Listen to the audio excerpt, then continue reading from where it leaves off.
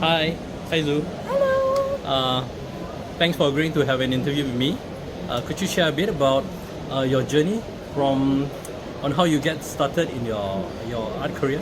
Sure. Hi everyone. I'm so happy to be here in SGCC. It's day 2 now, and I'm with Amir. Thank you for having me. So my start is actually quite interesting because I met an artist who was actually an invited guest here in SGCC. When was that? 2013 maybe? His name is David Mack. I'm sure you guys know him. So David was the one who kindly introduced me to different editors and different people in the industry. And I feel so grateful for the opportunity to be able to have that start, because I feel that this is not something that's been given to everyone.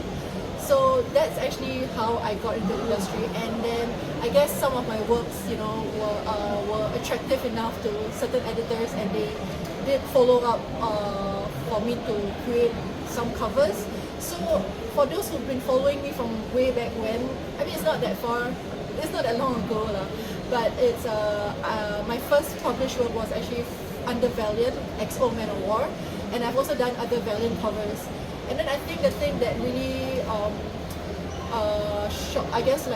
gave me more exposure was when I worked with David again and Brian Bendis, who I'm sure that is also a name that everyone knows. I feel that I've been so lucky in terms of like the people I've been associated with in the industry, and then you know how it is, they say it's not what you know, it's whom you know. So I feel that I was given that chance to have that exposure, I guess, through these names who are people who are already successful in the industry. And I think, but of course, not to just say that, oh yeah, I got that lucky. I did, I do feel that I worked, I tried to work hard and make sure that I could, have the same level, because I felt, even now I feel that I'm a bit like, I don't know what I'm doing here kind of feeling. But yeah, it's been great. And also ever since I worked with under Kirby's Comic Art, which is my representative, I've also been given a lot of opportunities, and I feel that it was through working with Annabelle, who's my rep. She's also given me a lot of, she's opened a lot of doors in terms of like the types of covers that I can do, and also different projects that are not even in the realm of comics, like different things outside of comics. So working with her has really expanded my reach in that sense. And yeah, and I still feel that I'm like, in a very exciting part of my career. I still feel that I'm still new, which is a good feeling, I guess. Yeah. Thanks, Zu. I remember meeting you at the Artist Alley several years ago, and you were relatively unknown. And since then, you have your own booth. You've traveled the world over. Could you share with us the journey of the past few years? How have you grown? How have your work improved?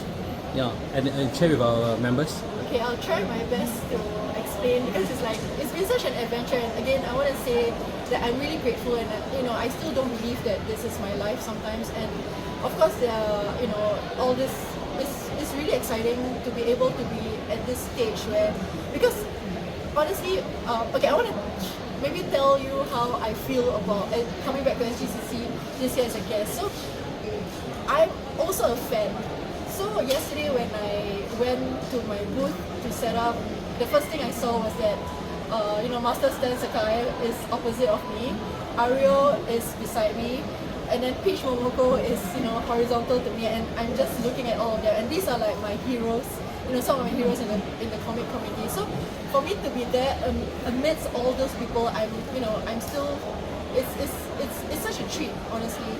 And so the journey has been amazing in general. Of course, there are a lot of challenges. I don't want to say that it's all been super fairy tale like or a bed of roses all the time. Of course, the travel does get to me a lot.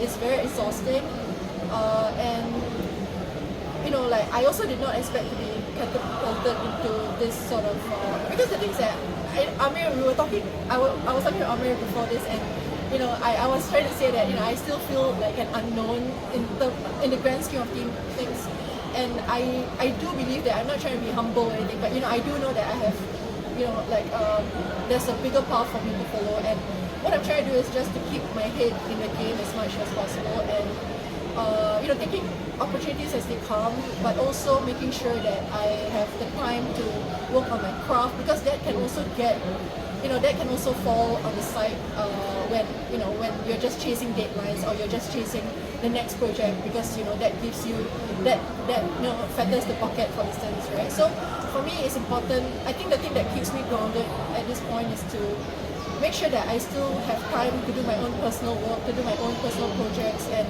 nothing to do with comics, nothing to do with like entertainment industry. It's just my own thing that I'm doing for fun, and I still go for like tutorials. Like I still pay for tutorials. So this is where the money that I get is going to. I'm still trying to improve myself, and I'm still looking at other artists and still learning.